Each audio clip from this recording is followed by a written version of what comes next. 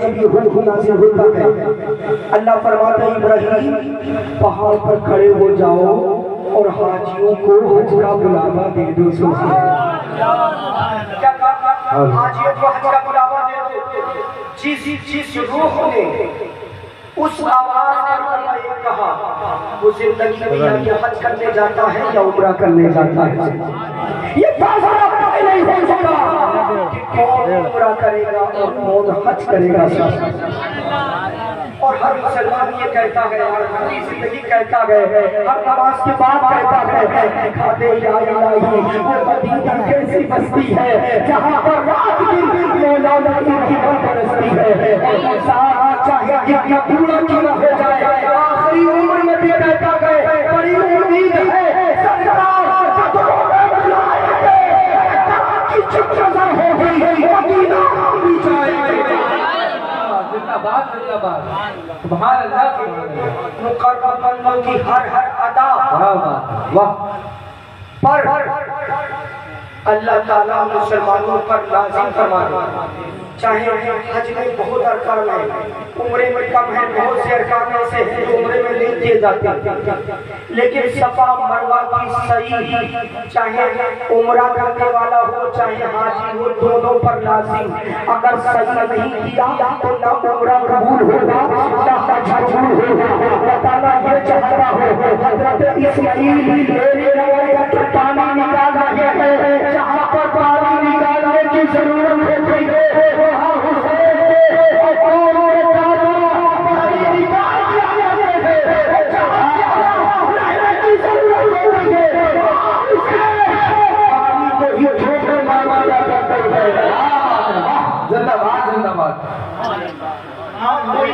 نہیں کہہ سکتا کہ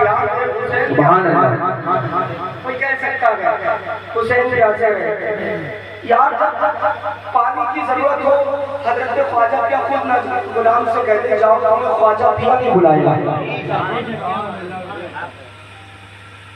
وہاں کرامت کی ضرورت تھی تو حضرت خواجہ بھی نے کرامت دکھائی اور کربلا میں استقامت صبر کی ضرورت تھی میرے حسین نے صبر کیا اور استقامت دکھائی.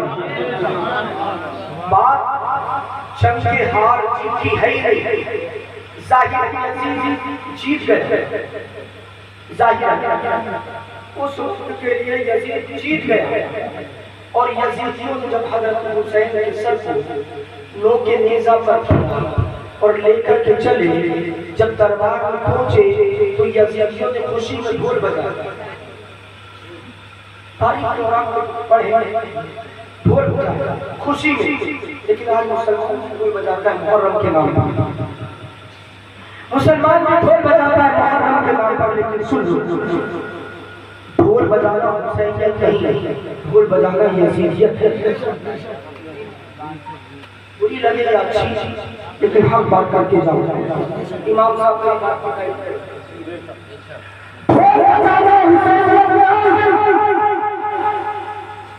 بلکہ حسینیت چاہے کتنی بھی گہری نیند میں ہو جب وہ سے کہے الصلاۃ خیر من النوم بستر کو پھینکا مسجد کی طرف چل دیے اور پھر جب زمانہ دیکھے مسجد کی طرف چلنے والے مسلمان کو زمانہ کہتا ہے دیکھو بچہ حسینی بہت بجانے والا نہیں بلکہ موسم کی حیا الصلاۃ حیا الفلاح پر لگا کہتا ہوا مسجد میں جا کر کے چچا ہونے والے کیا بات ہے.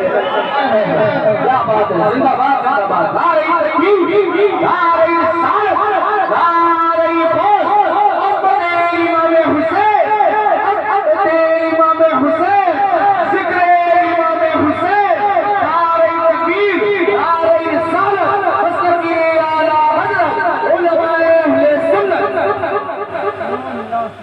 کچھ سمجھے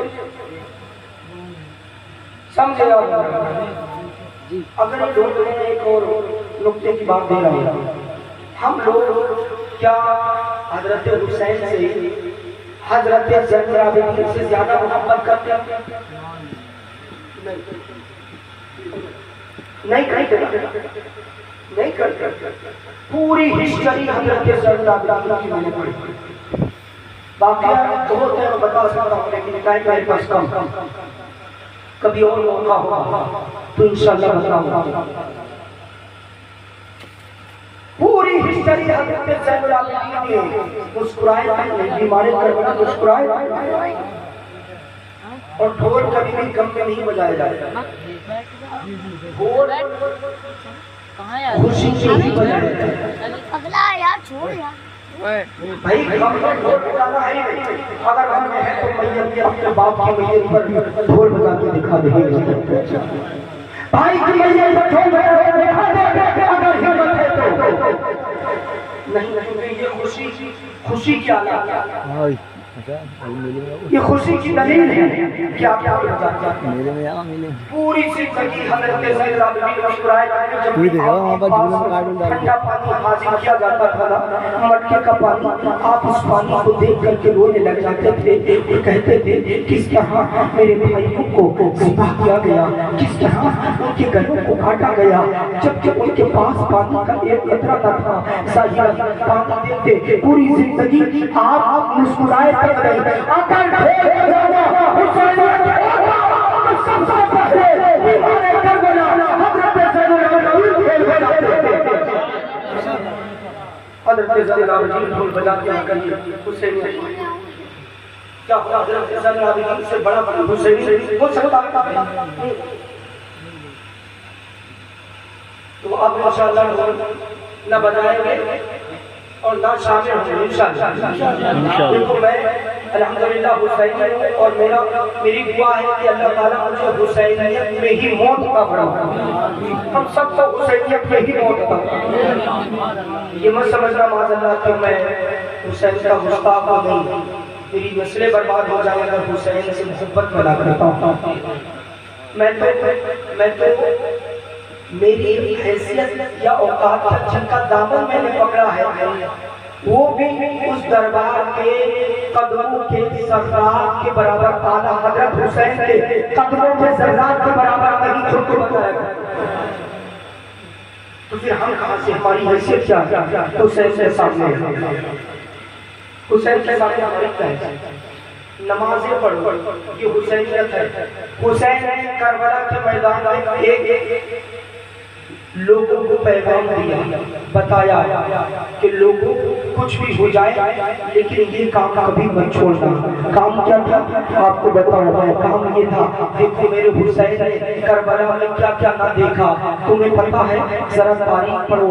حضرت حسین جب حضرت سکینہ نے کہا، حضرت زینب نے کہا کہ بھائی جان ذرا ہماری غلطی ہو سکتی ہے یزیدیوں کی نظروں میں، لیکن ہمارے بیٹے علی اصغر کی کیا غلطی ہے؟ وہ تو معصوم سا بچہ ہے، اس کو اتمام حجت کے لیے دے کر کے جاؤ اور یزیدیوں سے کہنا کہ ہم سے لڑائی ہے، ہمارے بچوں سے کیا مطلب ہے؟ جبکہ چچا اصول ہے نہ عورتوں کو کچھ کیا جائے گا نہ بچوں کو کچھ کیا جائے گا، لیکن ہمارے بچوں کو بھی پانی نہیں دیا جاتا، جاؤ اتمام حجت کے لیے علی اصغر کو اپنے ہاتھ پر لے کر کے جاؤ۔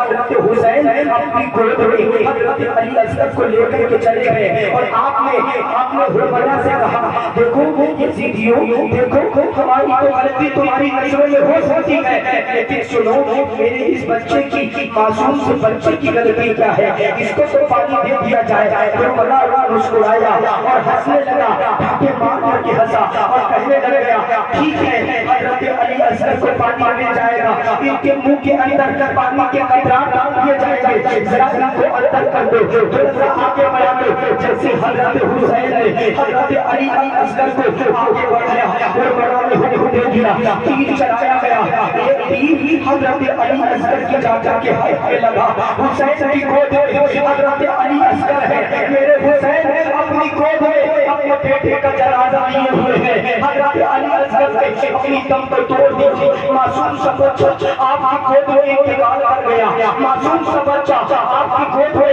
قبر سے ان سری سے اس کی روح برباد ہو گئی۔ ارے کسی باپ کا ایسا کلیجہ جو اپنے بیٹے کو اپنی باہوں میں اس طرح قربان ہوتے دیکھے، میرے حسین نے دیکھا ہے۔ پھر باری آئی حضرت علی اکبر کی، حضرت علی اکبر کو قربان مار دیا گیا، جب حضرت علی اکبر کو قربان مارا گیا، جب نبھال ہو کر کے پورا جسم چھن چھن چھن چھٹی ہے، حضرت علی اکبر گھوڑے پر ہے، ہر جگہ تیر لگے ہیں، ابا جان کو روک دیتے ہیں، بابا جان میرے غریب آ جائیے، میرا حال اچھا نہیں ہے۔ حضرت حسین اپنے خیمے سے دوڑ لگاتے ہیں، اپنے بیٹے علی اکبر کی طرف چل دیتے ہیں، علی اکبر کی طرف جیسے ہی حضرت حسین چلے ہیں، حضرت علی اکبر زمین سے نیچے آ جاتے ہیں، زمین سے نیچے آتے ہیں، حضرت حسین علی اکبر کا سر اپنی گود میں رکھ لیتے ہیں، رکھنے کے بعد میں حضرت علی اکبر کپکپاتے ہوئے لہجے میں اور کپکپا رہے ہیں، حضرت علی اکبر کے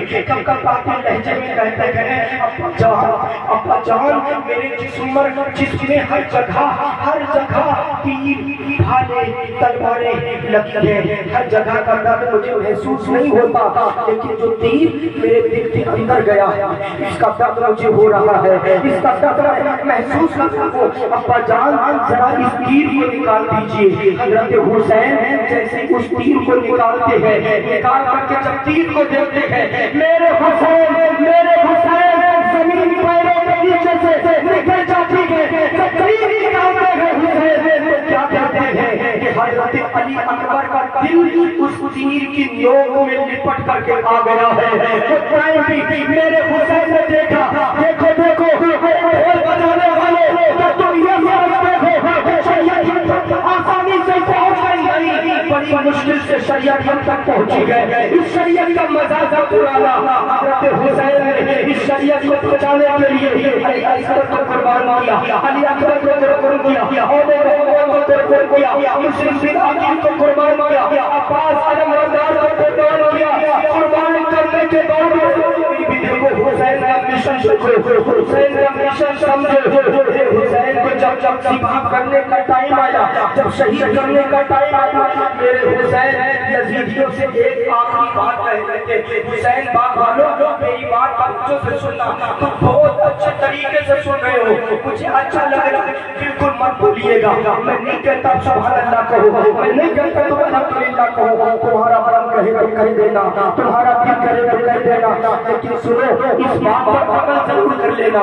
میرے حسین کو جب ذبح کیا جا رہا تھا، میرے حسین کو جب شہید کیا جا رہا تھا، تو ایک یزیدیوں نے میرے حسین کو کس طرح قربان کیا، ذرا دیکھو میرے حسین کو شہید کس طرح یزیدیوں نے کیا۔ شکرایا آنے کے بعد میں آپ کے سینے پر بیٹھا، بیٹھنے کے بعد میں پہلے تھوڑی سی گردن پر چھری چلائی، ایک بار چلائی اور رکنا، پھر تھوڑا تھوڑا کر کے کاٹا، اس طرح تکلیف کی گئی ہے۔ آج ہم شریعت کا مذاق اڑاتے ہیں، کبھی دنیا نالیوں میں بہا کر، کبھی حسین کے نام پر ڈھول بجا کر اپنے آپ کو پکا حسین ثابت کرتے ہو۔ سنو میری حسین کے گردن پر چھری چلائی، دھیرے دھیرے آپ کو قربان کیا گیا، لیکن اس سے حسین کا پیغام، حسین باغ والوں سنو، حسین کا پیغام کیا ہے؟ آج مسجد کے اندر اے سی بھی ہے، پنکھا بھی ہے، کولر بھی ہے، بہترین ٹائلز لگی ہوئی ہے، لائٹ کا انتظام بھی ہے، سب کچھ ہے، لیکن دیکھو کربلا کی ریت کپکپا رہی تھی، آسمان کا سورج وہ چھپا رہا تھا، بادل آسمان سے رو رہا تھا، نبی کا نواسا 3 دن کا پیاسا کربلا کی تپتی ریت پر دنیا والوں کو پیغام دے رہا تھا، میرے آخری پیغام ہے۔